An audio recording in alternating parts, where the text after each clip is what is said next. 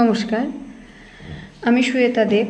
এসো বাংলার হাত ধরি ইউটিউব চ্যানেলে সবাইকে অনেক অনেক শুভেচ্ছা, অভিনন্দন, গুরুজনদের আমার প্রণাম। আজকে আমাদের আলোচ্য বিষয় কবি প্রাবন্ধিক অন্নদাশঙ্কর রায়ের লেখা যুগ জিজ্ঞাসা প্রবন্ধটি। আলোচনায় যাওয়ার পূর্বে আমরা অন্নদাশঙ্কর রায় ঠিক কোন সময়কার কবি ছিলেন সেটা একটু জেনে নিই সবাই। তোমাদের পাঠ্যাংশের আলোচনায় যাওয়ার পূর্বে একটা বিষয় আমি বলে রাখি, সেটা হচ্ছে আমরা সাহিত্যের যে কোনো বিষয় পড়ার পূর্বে কবি বা সাহিত্যিক প্রাবন্ধিক যেই বিষয়টাই পড়ি না কেন, আজকে গল্প, কবিতা, প্রবন্ধ যাই পড়ছি, সেটা কোন সময়ে বসে লেখা হয়েছিল সেটা কিন্তু একটা বোঝা দরকার। তোমাদের ভেতরে প্রশ্ন থাকতে পারে কেন। আসলে ধরো যে 2020 সাল আমরা কাটালাম সবাই মিলে। সেই করোনার সময়কালে আমরা দেখেছিলাম নিউজ পেপারে সেই সচেতনতামূলক বিভিন্ন কবিতা লেখা বের হচ্ছিল। সবাই যেন স্যানিটাইজার ইউজ করে, মাস্ক ব্যবহার করে। তার মানে কবি সাহিত্যিকরা কি করেন? ওনাদের লেখায় আমাদের সমসাময়িক যুগটাকে তুলে ধরেন।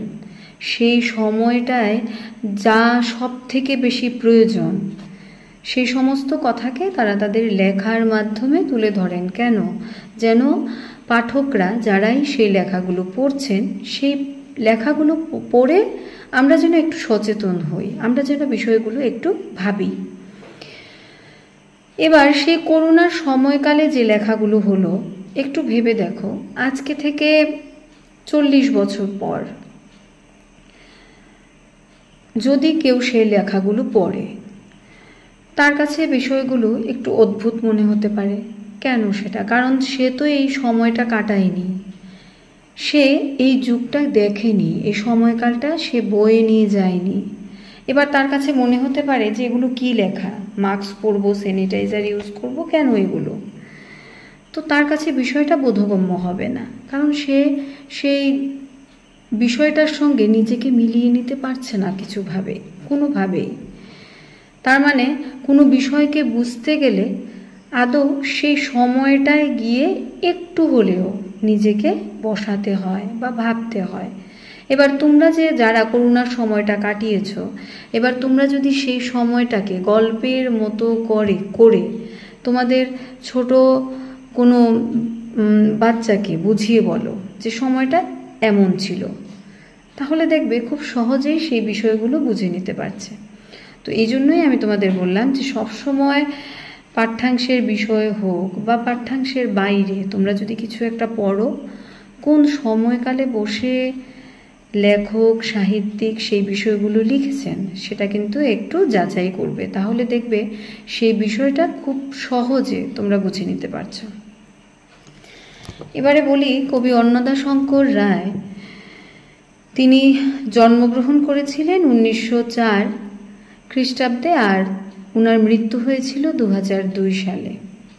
তাহলে আমরা সেই সময়টাকে একটু যদি ভাবি, তাহলে আমরা দেখব যে তিনি স্বাধীনতার পূর্বকালীন যে সময়, ঠিক সেই সময়টা যেমন দেখেছেন, স্বাধীনতার পরবর্তী সময়কালটাও খুব বেশি করে আবার দেখেছেন। অনেকটা বেশি সময় তিনি স্বাধীনতার পরবর্তীকালে কাটিয়েছেন। তার মানে তিনি পরাধীন ভারতবর্ষ দেখেছেন, আবার স্বাধীন ভারতবর্ষের ছবিও দেখেছেন। তো সেই যে সময়কালটা, সেই সময়টার একটা প্রভাব আমরা কিন্তু তার লেখার মধ্যে পাব। আমরা যে প্রবন্ধটা পড়ছি, আজকে সবাই পড়ব, সেই প্রবন্ধটার মধ্যেও এই দুটো বিষয়েরই ছোঁয়া থাকবে। কারণ আমরা আজকে ধরো আমিও যদি কিছু একটা লিখি, আমার লেখার মধ্যে কি থাকবে?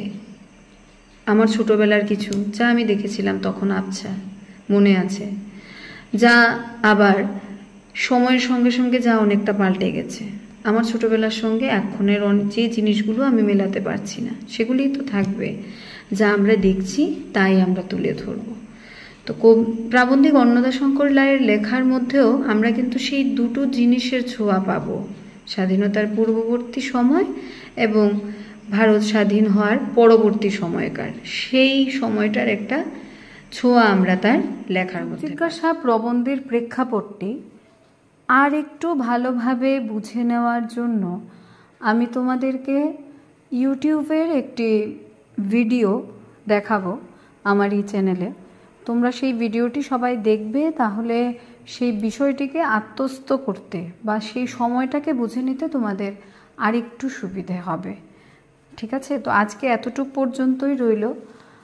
পরবর্তী ভিডিওতে আমরা যুগ জিজ্ঞাসা প্রবন্ধের পাঠ্য বিষয়ক যে আলোচনা সেটা শুরু করব।